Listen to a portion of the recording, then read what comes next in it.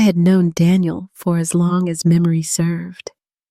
We grew up just blocks apart in Portland, sat in the same classrooms year after year, and spent our weekends running between each other's houses while our parents worked side by side at a construction firm.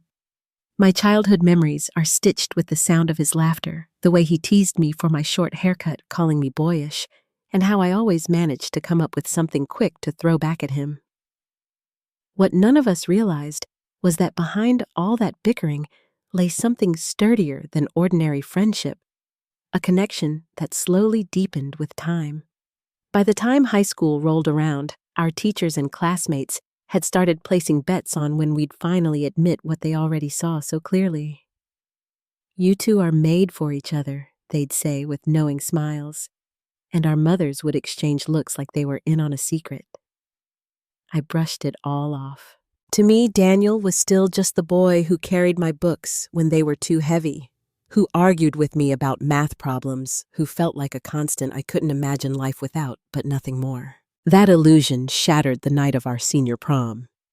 We had been paired for the graduation dance and spent weeks rehearsing in the echoing school gym, fumbling with the steps, and laughing at how clumsy we were. Slowly, though, the awkwardness faded, and by the time we could glide through a waltz without tripping, something had shifted. His eyes lingered on mine a little longer. His hand rested against my back with a new steadiness. And one night, as we walked home beneath the branches of the old oak tree on the corner, he tugged nervously at the hem of my dress and blurted out what had been building for years. He told me he loved me. My cheeks burned. My voice stumbled, but the truth spilled out of me too. I loved him. It was imperfect, unplanned, and unforgettable, and from that moment on, we were no longer just childhood friends, we were something more. That last summer before college felt magical. We sneaked out before dawn to watch the sunrise at Mount Tabor rode buses all the way to the coast just to breathe in the ocean air, and sometimes stayed awake until morning talking about our dreams on the front porch. Our parents didn't interfere. If anything, they seemed relieved that what they had long suspected had finally been spoken aloud. When autumn came, we both left for Oregon State University, and though we worried that leaving home might change things, it only drew us closer. We studied together, juggled part-time jobs, and filled our weekends with spontaneous trips. We were broke more often than not, but we didn't care. One summer, we even made it to New York City sleeping on couches, scraping together money for meals, but laughing through every moment. It felt like the world was ours, and for a while, nothing seemed impossible. It was during our second year that Daniel proposed.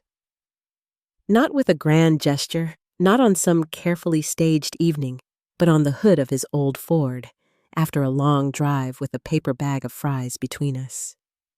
His hand trembled as he pulled out a ring he had bought with money saved from his internship, and his voice cracked when he asked me to marry him after graduation. I laughed and cried at once, said yes before he even finished. And in that moment, the rest of our lives felt like it had already begun. We kept our promise to wait until after we had earned our degrees, and a year after graduation, we stood in front of our families and a handful of friends in a Portland courthouse. There were no chandeliers or expensive gowns, only simple vows, a release of white doves, and a framed photo that would hang in our living room for years. That picture of me in a summer dress and him in a plain shirt captured us at our purest young radiant, believing that nothing could shake what we had. By the time I'd turned 30, I thought life was finally aligning with the dreams I had once sketched for myself. I was building a career at a design firm, chasing promotions and imagining travel. Daniel and I had talked about children as something for later, a vague someday that always felt distant. Then, on an ordinary Tuesday, a doctor tilted an ultrasound screen toward me and told me I was carrying twins. For a moment, I laughed as if it were a mistake, but Daniel's hand gripped mine tightly, his face alight with pride, and something shifted inside me. For the first time, I imagined myself as a mother, and didn't feel fear. It felt like a new kind of adventure waiting to begin. The pregnancy was difficult, filled with fatigue and backaches, but surrounded by family and neighbors who supported us, I carried the months with cautious hope.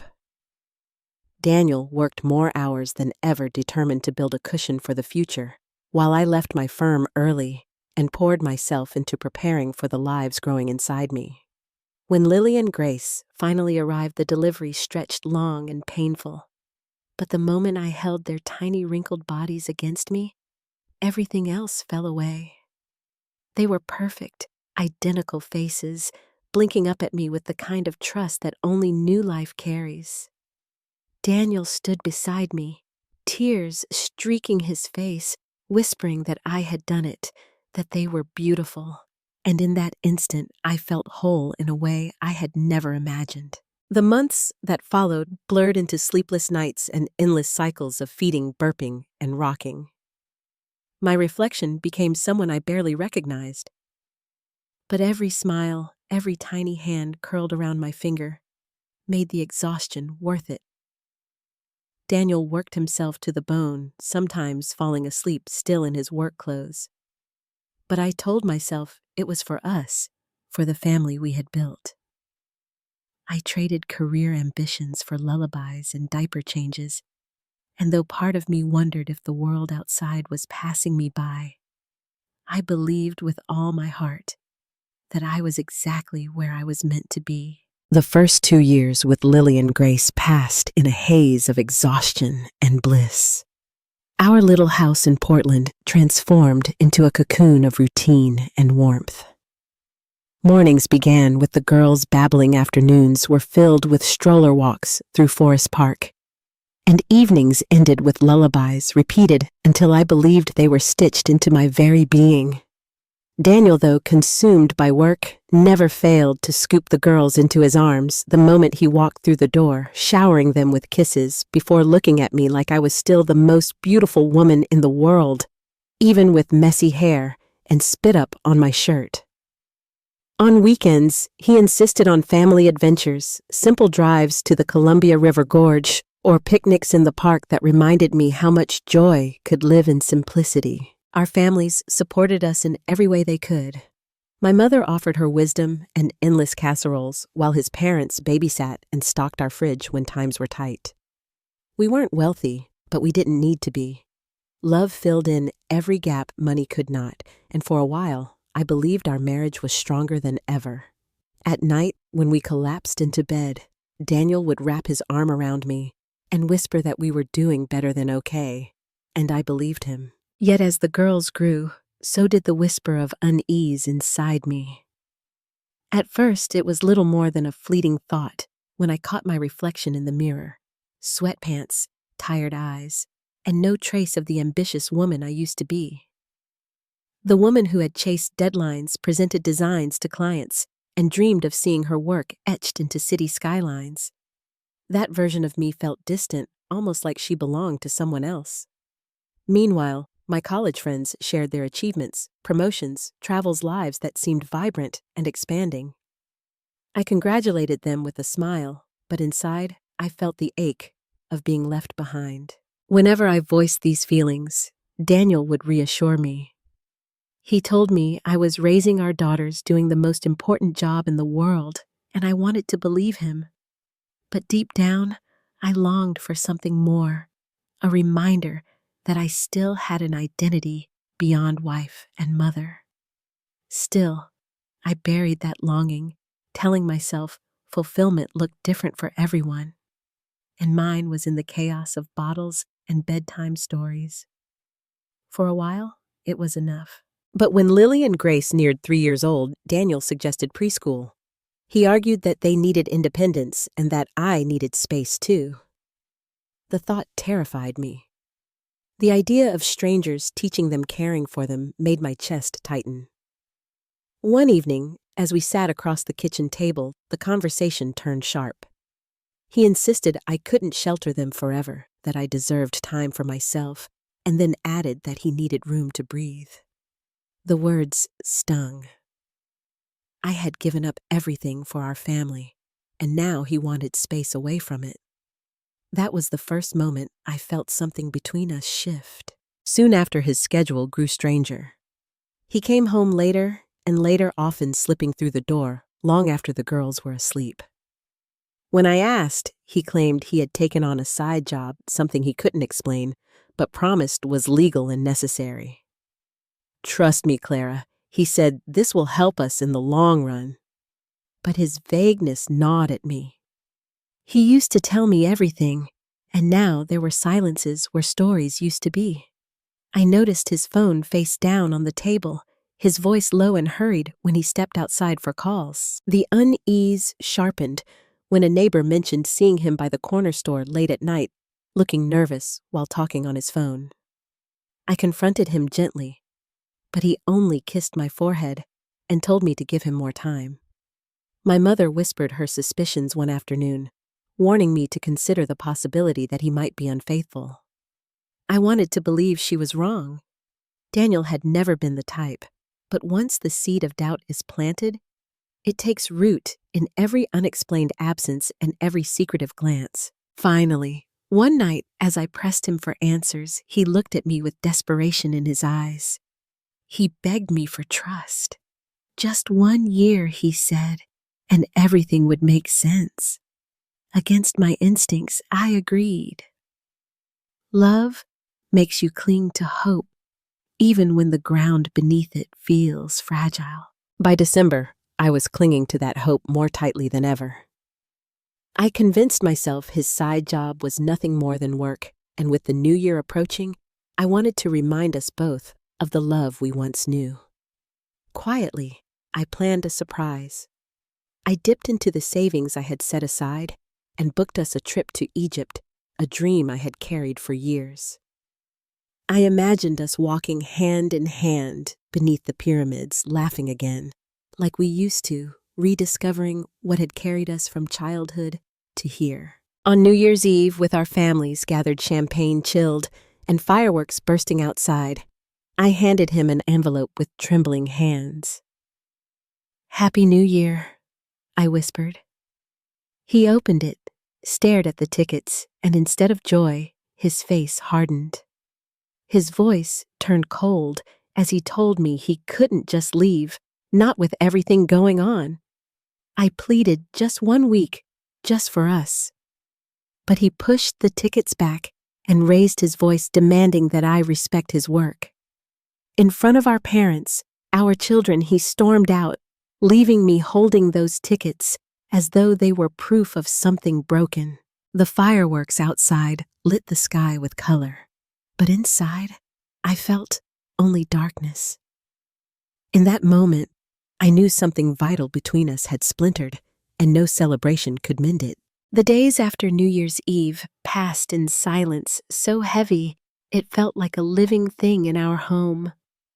Daniel moved through the house like a ghost, speaking only when necessary, his eyes always elsewhere. I tried to tuck the Egypt tickets away in a drawer and pretend they weren't there, but every time I saw them, my chest tightened with anger and disappointment.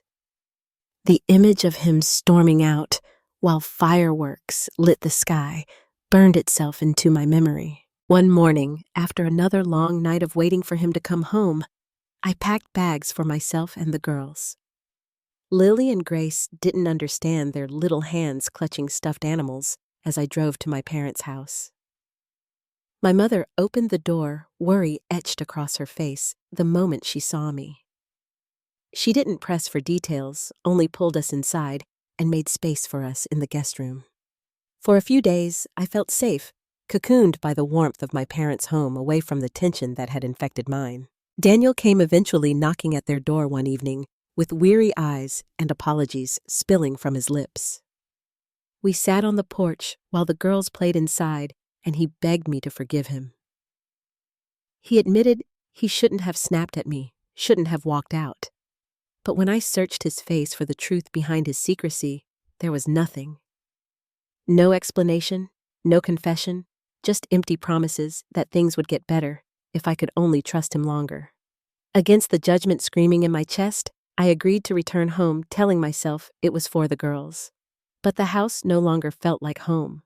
Meals passed in silence, nights in bed were marked by an unspoken distance, and though his body shared the same space, his spirit felt unreachable. It was during this time that I reached out to my old firm and returned part-time to design work.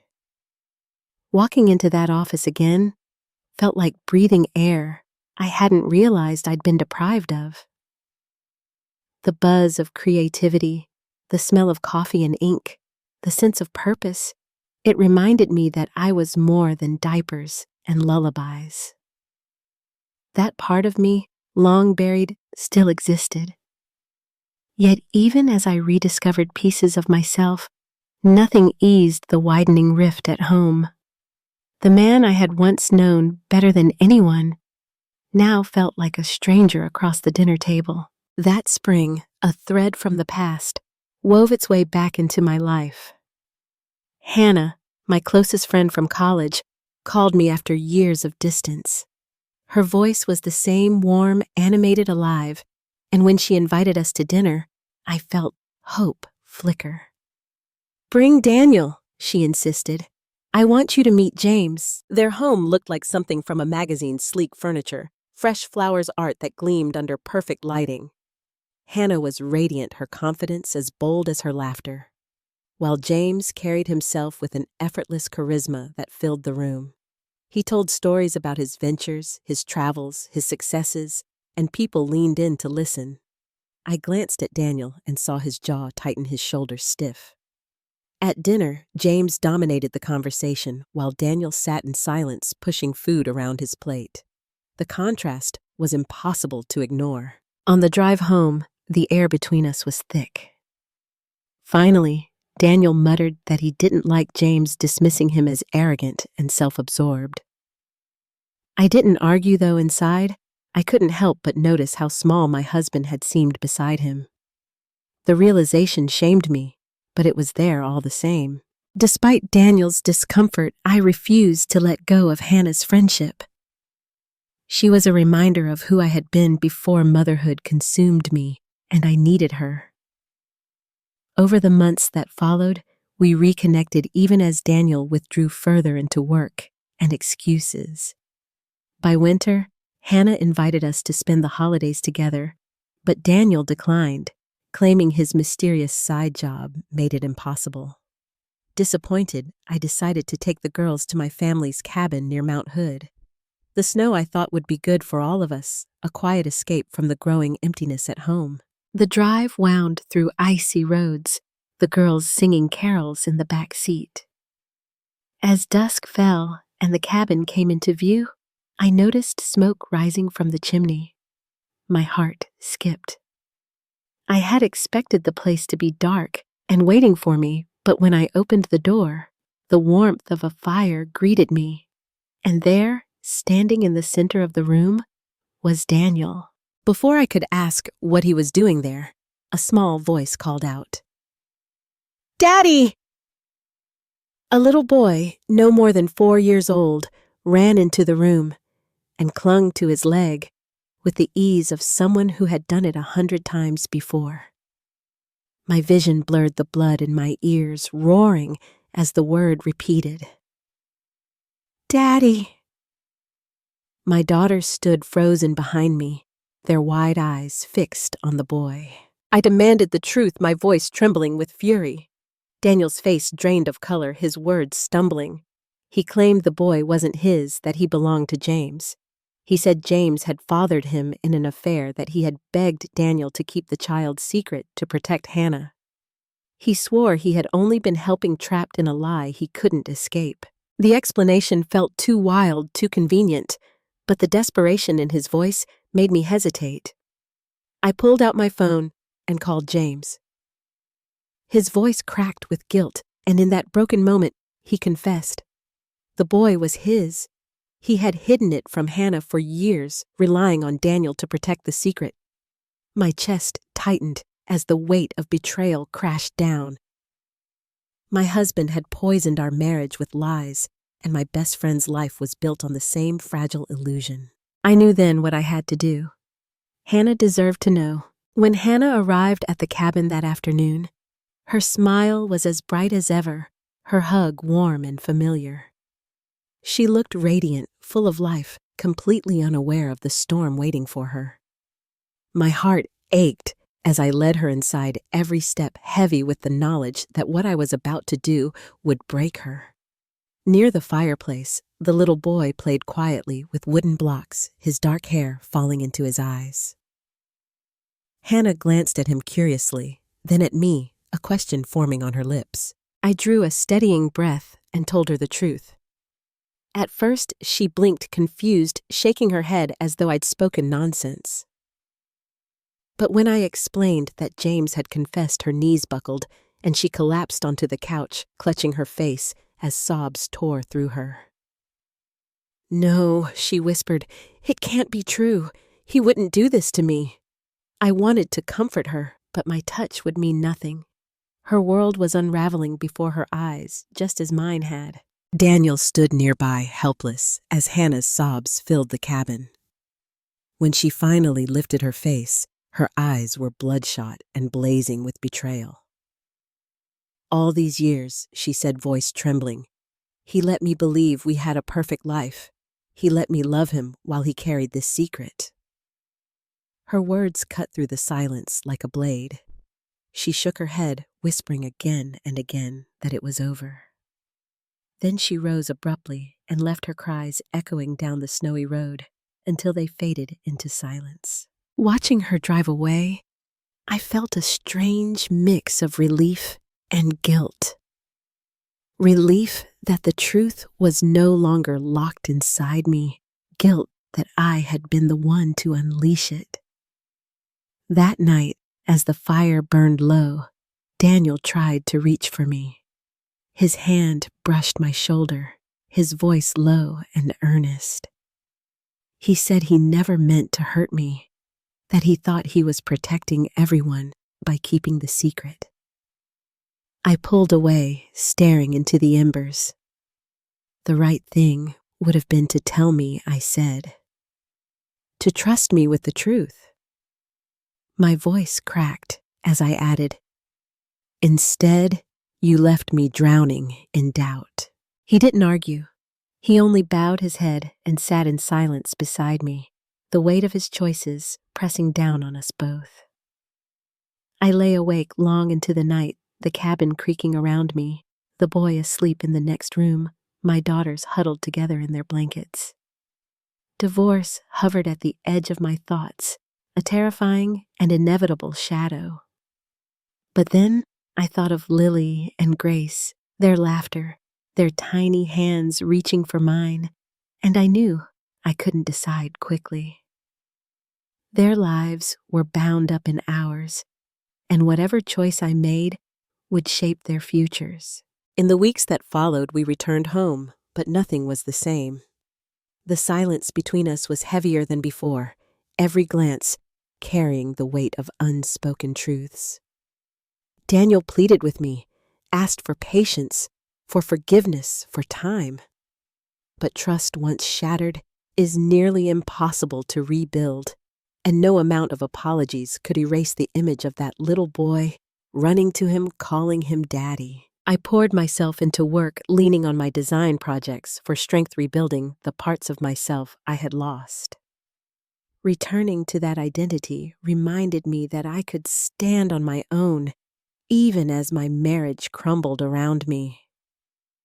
Meanwhile, Hannah's world collapsed quickly. She filed for divorce, her confidence shaken, but her resolve fierce. Watching her walk through the ashes of her life with dignity gave me strength to consider my own choices. If she could survive betrayal, so could I. Daniel and I continued to coexist for the sake of the girls, but we lived like strangers under the same roof. He asked for forgiveness again and again, but love withers under the weight of deception, and mine had withered past repair. One evening, I sat at the kitchen table, pen in hand, and signed the divorce papers. My hand shook, but my heart was steady. It was not an easy decision, but it was the right one. Filing for divorce was not the ending I had once imagined when Daniel and I stood together in the courthouse years ago. but it was the only ending that made sense. The process was painful, tangled with memories and obligations, but beneath the ache was a steady current of relief. The girls adjusted slowly. They sensed the changes, of course, but their innocence shielded them from the harshest truths. I promised myself that I would give them what had been denied to me: honesty, stability, and unconditional love. They became my anchor, their laughter a reminder that even broken things can give birth to joy. Daniel remained present in their lives as he should. He picked them up for weekends, attended their school events, and did his best to be a good father, even if he could no longer be my husband. I watched him from a distance, a man I had once trusted with my whole heart, now a stranger with familiar eyes. There were moments when he tried again to reach for me to ask for another chance, but the space between us had grown into something neither of us could cross. Trust once broken is not something that can be patched with apologies. Meanwhile, I leaned into work more fully, reclaiming the ambition I had once buried beneath diapers and midnight feedings. Projects filled my days, creativity fueled my nights, and slowly I began to see myself again in the mirror. Not the exhausted shadow of a woman I had become, but someone stronger, wiser, and more resilient. Reconnecting with Hannah helped too. Though her world had been shattered by James's betrayal, she faced it with remarkable courage. Together, we became each other's support, bound not only by old friendship, but by the scars we now shared. We reminded one another that betrayal does not define us. What defines us is how we rise after it. Looking back, I see my story not as the tale of a marriage that failed, but of a woman who rediscovered herself through heartbreak. Love is powerful, but it is trust that sustains it. Without trust, love becomes fragile, hollow, a shell of what it once was. I learned the hardest way that clinging to what is broken only deepens the pain. Letting go tore me apart, but it also set me free. The girls became my compass. I watched Lily and Grace grow their curiosity and laughter, proof that innocence can survive, even when the world feels heavy. I promised them honesty, something I had been denied for far too long. And as the months passed, I realized that though their father and I would never be what we once were, we could still give them love from both sides, even if separately. As for Daniel, he remained in their lives, attending birthdays, soccer games, and school recitals. Sometimes our eyes would meet across the room, and for a moment, I could almost see the boy I once knew. The boy who had tugged nervously at my dress beneath the oak tree and told me he loved me. But that boy was gone, replaced by a man who had let lies corrode what we built. There are some fractures that time cannot mend. Hannah and I, though, scarred, built something new from the ruins. We leaned on each other when nights felt too long, when doubt crept in, when the world seemed unfair. Through shared pain, we rediscovered the strength that comes from truth, no matter how brutal. Watching her stand tall again gave me the courage to believe I could do the same. Now, when I reflect on everything, I don't see just loss. I see the journey of becoming. I see that sometimes life forces you to confront the ugliest truths, not to break you, but to show you who you truly are. Better a painful truth than a beautiful lie, because only truth gives you the chance to rebuild, to step forward without shadows, to choose a future that is real. To anyone listening, life will test you with lies and betrayal, but it is in choosing truth that you will find freedom. Heartbreak may strip you bare, but it also gives you the gift of rediscovery. You are stronger than the secrets that hurt you. You are more than the love that failed you.